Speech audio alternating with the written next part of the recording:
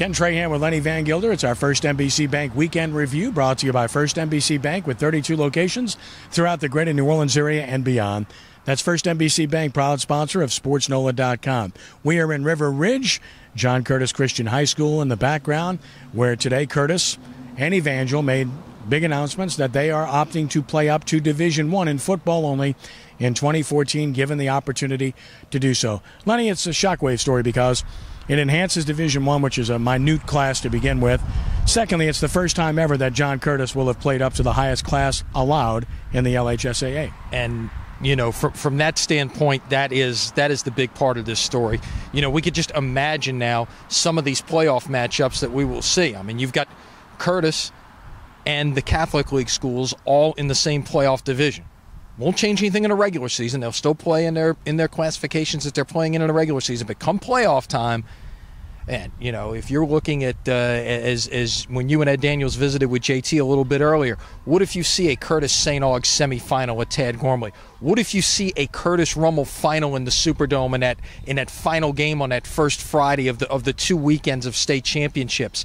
That could be huge for high school football in this state and take it even to another level in terms of visibility, in terms of those marquee matchups that we've come to see over the years. Yeah, Curtis has played Evangel plenty of times, and that is a big part of this, that Evangel is going along as well. But here in the New Orleans area, the big story is John Curtis going up to Division I and the ramifications that brings to the table.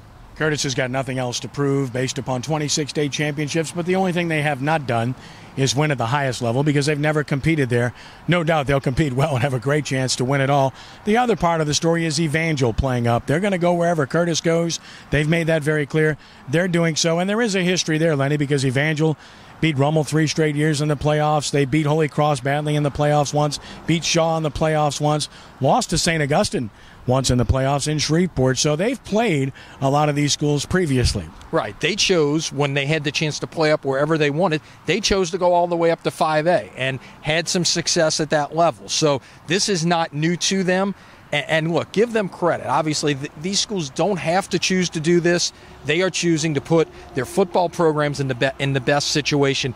And that's important to note here is this is a football-only decision, and I'm not sure, at least on Curtis's end, that this would happen if it was a decision for all sports. But because it's football only, I think we're seeing what we're seeing. Read the story at SportsNola.com. Check out the video interview of JT Curtis on the entire scenario of why they played up and all the ramifications. Again, that's the video at SportsNola.com.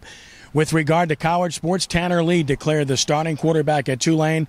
No surprise, Lenny. We felt this would be the case all along. He simply cemented that with an outstanding performance in Tulane's intra-squad scrimmage this past weekend. Exactly, and again, not a huge surprise. He really established himself in the spring, got this opportunity, and has done nothing here in the first week of practice. And look, you had a three-way battle in the spring, at least early on here. Curtis Johnson, I think, is doing the right thing by not letting this drag on into game week. You've got 3 guys who are all capable of going out there and playing, but Tanner Lee is clearly his best option at this point, a redshirt freshman, who will take the first snap, it appears, on August 28th at Tulsa. LSU, the story surrounding the Tigers over the past weekend was Quentin Thomas maybe being out for the year.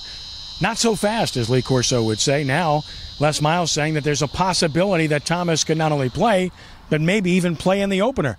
I guess we'll know the truth at some time soon, but certainly that was a shocking statement based on a story we saw in The Advocate, and they're normally very accurate, but that could be very good news for LSU at a position where they're very thin. Absolutely. That would be huge news if he is indeed able to play. But again, with injuries, as we've come to know, you never know what to believe, what not to believe. It just let's see how it all plays out. Yeah, they don't like to tell you anything, and it's an epidemic of sorts, but I get it. So we'll just go along with it until we know the truth about that particular story. And, of course, where the Saints are concerned, a preseason opening win.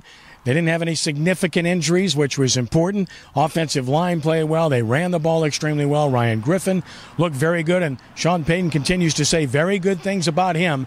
So, to me, the stories were the offensive line, the running backs, and the quarterback more than anything else. And the quarterback that we're seeing as much of Griffin and McCown as we did, and not Drew Brees, who is still not back on the practice field at this point. And you have to wonder now, here it is, as we sit here on a Monday with the first home preseason game coming up on Friday, will he play on Friday night, or are they going to treat this with kid gloves, and maybe he gets one dress rehearsal come a week from now or 12 days from now at Indianapolis in week 3 when the starters typically play the longest. Give him a chance to do his thing then, and perhaps we see more of McCown and Griffin in week 2 when Tennessee comes to town Friday night. That's a very likely scenario. Stay tuned. And, of course, the Zephyrs, well, they got pummeled the last 2 games, and Memphis gave up a slew of runs. A little bit pitching short in those games, and obviously when you are down in a game in baseball pretty significantly, you just go ahead and take one for the team. You don't want to go through pitching, and that's kind of what happened against Memphis. Certainly, in both of those cases, but giving up 21 runs on Saturday. And then 12 more. Yeah, 33 runs in 2 games, and it's without a ninth inning in either case. That's about 2 runs per at-bat. That doesn't calculate out very well. Not at all, and we should say congratulations to Jesuit-based Retief Doyle. Went 2-2 in the Mid-South Regional in North Little Rock, Arkansas. Very good showing there for them. New Orleans Boosters, of course, went out in the American Legion tournament last week as well.